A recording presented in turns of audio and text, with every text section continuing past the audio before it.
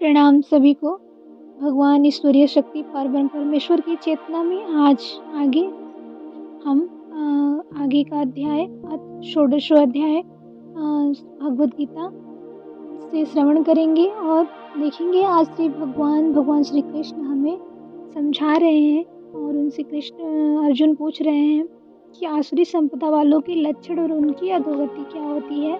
तो आज हम समझेंगे कि क्या होती है। हम दिन प्रतिदिन हम गीता के जितने भी अध्याय हैं उससे यही सीख रहे हैं कि भगवान तत्व क्या है। जो ईश्वर है, जो भगवान है, वो एक तत्व है। उसका एक स्वरूप हमने दिया है कि कृष्ण जी ऐसे दिखते हैं, राघव जी ऐसे दिखते हैं, बट एक तत्व है, एक चेतना है, एक ऊर्जा है। उस ऊर्जा को हम समझे जाने श्रीमद् भागवत गीता के माध्यम से, जिसमें भगवान श्री कृष्ण खुद बता रहे हैं, स्वयं बता रहे हैं कि मैं भगवान हूँ और मुझ में ही सब कुछ है। और ऐसा कौन कौन सा कर्म है, कर्तव्य है जिससे मैं हूँ, और वो जो करता है वो मुझ में समाता है और उसको उस पर मैं अपनी प्रीति और कृपा बरसाता हूँ। तो आज हम समझेंगे आसुरी शक्ति का तत्व क्या है और इस तरह अंतर समझकर हम वही गुण अपनाएंगे जो भगवान श्री कृष्ण को प्रिय है। तो भगवान श्री कृष्ण बोल रहे हैं कि भय का सर्वथा अभाव, अंतःकरण की पूर्ण निर्मलता और तत्व ज्ञान के लिए ध्यान योग में निरंतर दृढ़ स्थिति और सात्विक दान, इंद्रियों का दमन, भगवान देवता और गुरुजनों की पूजा तथा अग्निहोत्र आदि उत्तम कर्मों का आचरण एवं वेद शास्त्रों का पठन पाठन तथा भगवान के नाम और गुणों का कीर्तन, स्वधर्म पालन के लिए कष्ट सहन और शरीर तथा इंद्रियों के सहित अंतःकरण की सरलता, मन वाणी और शरीर से इसी प्रकार भी किसी को कष्ट न देना, यथार्थ और प्रिय भाषण अपना कर करने वाला पर क्रोध का न होना, कर्मों के कर्तापन के अभिमान का त्याग, अंतःकरण की उपरति अर्थात चित्त की चंचलता का अभाव, किसी की भी निंदादि न करना, सब भूत प्राणियों में हेतु रहित दया, इंद्रियों का विषयों के साथ संयोग होने पर भी उनमें आसक्ति का न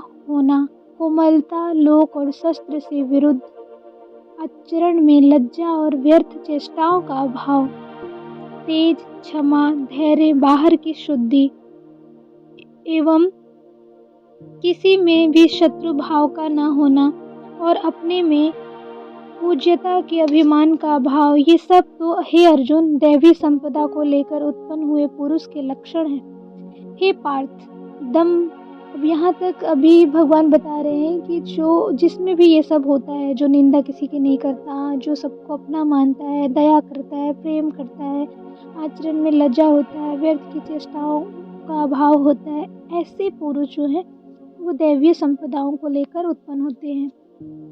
बट यहाँ पे आगे बता रहे हैं कि हे पार्थ, दंभ, घमंड और अभिमान तथा क्रोध, कठोरता और अज्ञान भी ये अब आसुरी संपदा को लेकर उत्पन्न हुए पुरुष के लक्षण हैं। जो घमंड में रहते हैं, दंभी पुरुष होते हैं, क्रोधी पुरुष होते हैं, ये सब आसुरी संपदा को लेकर पैदा होते हैं। दैवी संपदा मुक्ति के लिए और आसुरी संपदा बांधने के लिए मानी गई है। इसलिए हे अर्जुन, तू शोक मत कर, क्योंकि तू दैवी संपदा को लेकर उत्पन्न हुआ है। हे अर्जुन, इस लोक में भूतों की सृष्टि यानी मनुष्य समुदाय दो ही प्रकार का है, एक तो दैवी प्रकृति वाला और दूसरा आसुरी प्रकृति वाला। उनमें से दैवी प्रकृति वाला तो विस्तार पूर्वक कहा गया। अब तू आसुरी प्रकृति वाले मनुष्य समुदायों को भी विस्तार पूर्वक मुझसे सुन।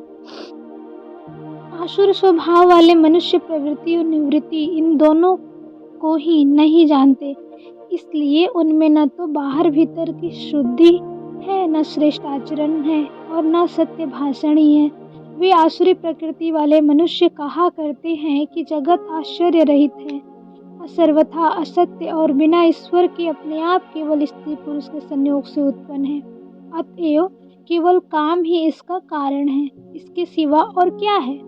इस मिथ्या ज्ञान को अवलंबन करके जिनका स्वभाव नष्ट हो गया है तथा जिनकी बुद्धि मंद है, वह सबका अपकार करने वाले क्रूर कर्मी मनुष्य केवल जगत के नाश के लिए ही समर्थ होते हैं। वे दंभ, मान और मद से युक्त मनुष्य किसी प्रकार भी पूर्ण न होने वाले कामनाओं का आश्चर्य लेकर आश्रय लेकर अज्ञान के मिथ्या सिद्धांतों को ग्रहण करके भ्रष्ट आचरणों को धारण करके संसार में विचरते हैं तथा वे मृत्युपरंत रहने वाली असंख्य चिंताओं का आश्रय लेने वाले विषय भोगों के भोगने में तत्पर रहने वाले और इतना ही सुख है इस प्रकार मानने वाले होते हैं। वे आशा की सैकड़ों फांसियों से बंधे हुए मनुष्य काम क्रोध के परायण होकर विषय भोगों के लिए अन्याय पूर्वक धनादि पदार्थों का संग्रह करने की चेष्टा करते हैं। वे सोचा करते हैं कि मैंने आज यह प्राप्त कर लिया है और अब इस मनोरथ को प्राप्त कर लूंगा, मेरे पास यह इतना धन है और फिर भी यह हो जाएगा। वह शत्रु मेरे द्वारा मारा गया और उन दूसरे शत्रुओं को भी मैं मार डालूंगा। मैं ईश्वर हूँ, ऐश्वर्य को भोगने वाला हूँ, मैं सब सिद्धियों से युक्त हूँ और बलवान तथा सुखी हूँ। मैं बड़ा धनी और बड़े कुटुंब वाला हूँ, मेरे समान दूसरा कौन है। मैं यज्ञ करूंगा, दान दूंगा, आमोद प्रमोद करूंगा। इस प्रकार अज्ञान से मोहित रहने वाला तथा अनेक प्रकार से भ्रमित चित्त वाले मोह रूप जाल से समावृत और विषय भोगों में अत्यंत आसक्त आसुर लोग महान अपवित्र नरक में गिरते हैं। वे अपने आप को ही श्रेष्ठ मानने वाले घमंडी पुरुष धन और मान के मद से युक्त होकर केवल नाम मात्र के यज्ञों द्वारा पाखंड से शास्त्र विधि रहित यजन करते हैं। वे अहंकार, बल, घमंड, कामना और क्रोधादि के परायण और दूसरों की निंदा करने वाले पुरुष अपने और दूसरों के शरीर में स्थित मुझ अंतर्यामी से द्वेष करने वाले होते हैं। उन द्वेष करने वाले पापाचारी और क्रूर कर्मी नरधमों को मैं संसार में बार बार आसुरी योनियों में ही डालता हूँ। हे अर्जुन, वे मूढ़ मुझको न प्राप्त होकर ही जन्म जन्म से आसुरी योनियों को ही प्राप्त होते हैं, फिर उससे भी अति नीच गति को ही प्राप्त होते हैं, अर्थात घोर नरक में पड़ते हैं। काम, क्रोध तथा लोभ ये 3 प्रकार के नरक के द्वार आत्मा का नाश करने वाले अर्थात उसको अधोगति में ले जाने वाले हैं। अतएव इन तीनों को त्याग देना चाहिए। हे अर्जुन, इन तीनों नरक के द्वारों से मुक्त पुरुष अपने कल्याण का आचरण करता है, इससे वह परम गति को जाता है अर्थात मुझको प्राप्त हो जाता है। जो पुरुष शस्त्र विधि को त्याग कर अपनी इच्छा से मनमाना आचरण करता है, वह न सिद्धि को प्राप्त होता है, न परम गति को, न सुख की। इससे तेरे लिए यह इस कर्तव्य और अकर्तव्य की व्यवस्था में शास्त्र भी ही प्रमाण है। ऐसा जानकर तू शास्त्र विधि से नियत कर्म ही करने योग्य है। यहाँ पे 16वां अध्याय समाप्त होता है और कितने अच्छे से विस्तार रूप से आसुरी शक्तियों के बारे में भगवान श्री कृष्ण स्वयं बता रहे हैं। और वो पहले हम लोगों ने जितने अध्याय पढ़े हैं और इसमें भी थोड़ा बहुत भगवान श्री कृष्ण ने बता दिया है कि दैवीय संपदा को लेके कौन पुरुष उत्पन्न होते हैं। और वो पुरुष जो अच्छा काम करता है, सेवा भाव रखता है और सोचता है कि करने वाला कराने वाला भगवान है।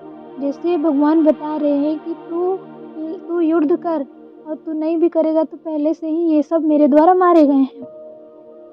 तो इस तत्व को जो जान लेता है वो भगवान की शरण में जाता है, भगवान तत्व को जो जान लेता है। लेकिन आसुरी शक्तियों के बारे में यहाँ बता रहे हैं कि वो सब कुछ करते हैं, यज्ञ, कर्मकांड, पाखंड सब करते हैं और कहते हैं कि ये सब मेरे द्वारा मैं करा रहा हूँ, मैं दान कर रहा हूँ, मैं पूजा करा रहा हूँ, मैं सब कर रहा हूँ। तो मैं की रट लगाए रखते हैं। उनके अंदर एक बहुत अभिमान होता है। और हम रामायण या महाभारत से भी सीख सकते हैं, रामचरितमानस से भी, कि ये सब चीज़ें रावण में दिखती थी। वो कहता था राम कौन है, सब कुछ मेरा है, मैं ये करूँगा। वो देवताओं को भी बांध के रखने की शक्ति रखता था। वो दंभी, घमंड, अहंकार जब हमारे अंदर आ जाता है तो हम आसुरी शक्तियों को धारण करने लगते हैं। तो यहाँ भगवान श्री कृष्ण खुद कह रहे हैं कि ये सब नहीं करना चाहिए, इन सब चीज़ों से मनुष्य को बचना चाहिए। और काम और क्रोध और लोभ जो है, ये तीनों हमारे लिए नरक के द्वार खोल देते हैं। तो हमें इन सब चीज़ों से अपना बचाव करना चाहिए और जितना हो सके अपने अंदर दिव्य प्रेम, दिव्य ज्ञान, दिव्य शांति अपने मन में लाना चाहिए। और बाहर ऐसी आचरण हम देखें कि हमारे अंदर कुछ भी काम कर रहे हैं, 24 घंटा का जो जीवन मिला है उसमें हम कब क्रोध कर रहे हैं, कब हमारे अंदर काम की भावना आ रही है, लोभ की भावना आ रही है, उस पर हम कंट्रोल करें और ईश्वर से प्रार्थना करें कि हे भगवान, हमें इस दुष्प्रवृत्तियों से बाहर निकालें। और अब आप ही इससे बाहर निकाल सकते हैं। ये मनुष्य योनि दिया है तो हमें इससे बाहर निकालें और अपना सुधार करने के लिए निरंतर तत्पर रहें। आज आसपास देखें कि कौन व्यक्ति क्रोध कर रहा है, नहीं कर रहा है। और ऐसी सिचुएशन आपके साथ हमारे साथ होती है तो मन ही मन भगवान से प्रार्थना की जाए और उसको क्षमा किया जाए। तो क्षमा और ग्रेटिट्यूड हमेशा चलते रहे मन में, इस भाव से हम भगवान की शरण को जा सकते हैं। इसी के साथ आज 16वां अध्याय समाप्त करते हैं। सभी को प्रणाम। सबको राम राम। जय श्री कृष्ण।